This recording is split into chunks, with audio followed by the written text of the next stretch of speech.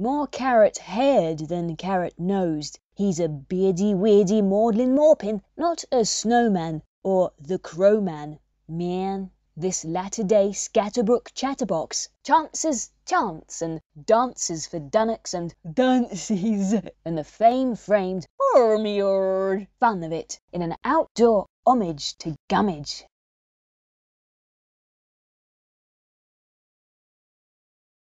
There's a crucified character crowning the cornfield, and his fat face are feathered, but they're not angels. Are these messengers harbingers of a lower yield, or mere scavengers all who love strange smells? Hear the pot in profusion sneak that reek in your beak. You might seek out seclusion, it's a dry technique. When the bouquet is okay, supersede the germ of an idea. Look out, stand clear.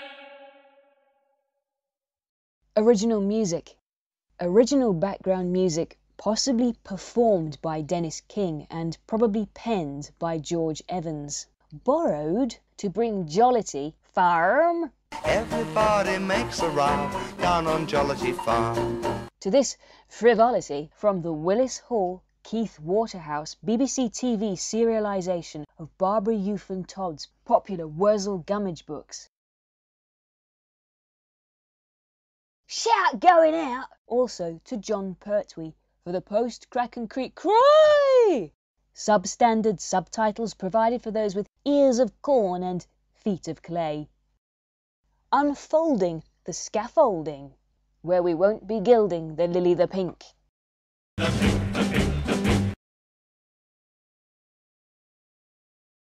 This is the first shot from my first shot with Reallusion's first shot at iClone, the 3D character animation package that marked the Taiwanese software company's transition from its me, greetings creator, to a more open-ended machinima filmmaking tool. I have an interest in musical theatre and saw this program as a route to being able to flesh out, or outflash MX, some of my skinny ninny song scenarios. I had a brief dalliance, yep, one go, with Lionhead Studios' much cheaper offering The Movies, but although it still, 2009, has better clothes and music than iClone, there were a number of drawbacks that caused me to draw back and withdraw swiftly to try my hand and this crucified character's tied hands in a dedicated and newly deadpan environment. Pray, is the palm pre pronounced palm pre or palm pray? Palms, if not palms. Pressed, if not pressed. Here he has his hands held, if not his hand held, in a position of prayer. His shabby, ill-fitting mock messiah attire is dyed green, as the only form of clothing customization achievable at iClone 1's inception. That a scarecrow is tied to wearing an utterly unsuitable suit and tie is indicative of the startling sparseness of starting sartorial selection. The holy, unholy, whole hole where the worn wear of his jacket shows he's out of pocket is a bit of a bug, and a bit of a bugger, but not the bite of a bug. Thus, moth-eaten is myth be beaten.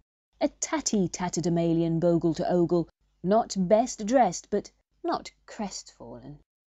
Starmaker, the free head-designing applet Lionhead Studios promoted The Movies with, choosing to follow the example of the hugely successful The Sims 2 by publicising a forthcoming title with an engaging character creator rather than a traditional sample of actual gameplay, was used to make and apply makeup to his face.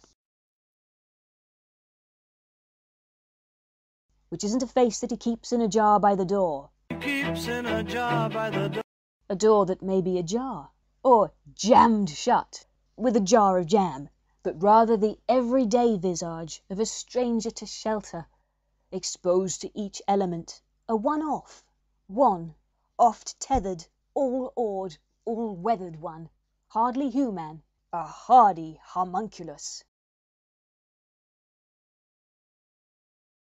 Whenever I read fan base, I think flan base. And so I was thinking about the flan before I mentioned the jam.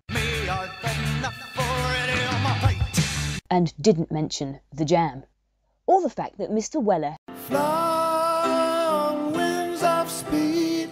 has never covered Blackberry Way. Goodbye, Blackberry Way. Might he palm pray for a Blackberry Way and go down a storm? The move, if not the move, our mannequin has made is to outstretch his sketched as overstretched arms, echoed unnarcissistically by the rape-draping shadows, if not by the strings stinging shadows. Welcomingly, embracingly, in an aping of wings, if not wings. Or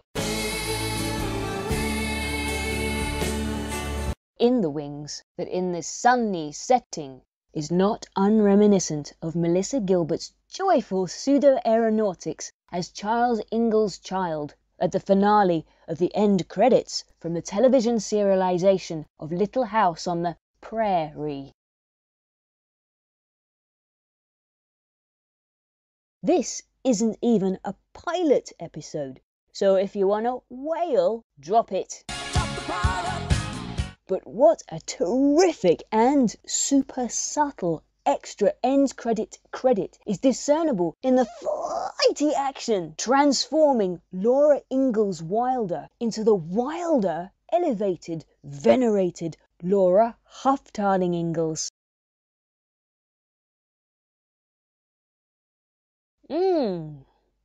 So now we've weaved, a palm prayer on the prairie. Small wonder he might applaud with jazz hands and then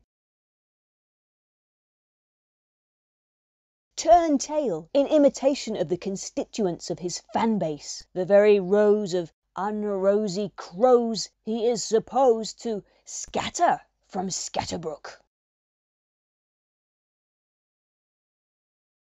Who knows if his feathered butt is as base as it seems, or an ace placed to counter disgrace and disgruntlement. Here, standing sentry, gently blocked by gentry, that house on the hill, not the prairie, is out but little. His look looks more armless than armless, roughly ready for entry in Sneer of the Year.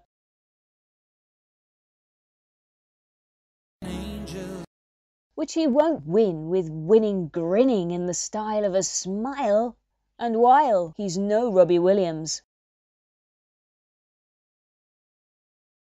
He can tell his R's and his feathered butt from his elbow, and indeed his or anyone else's, who's Elsie, elbow.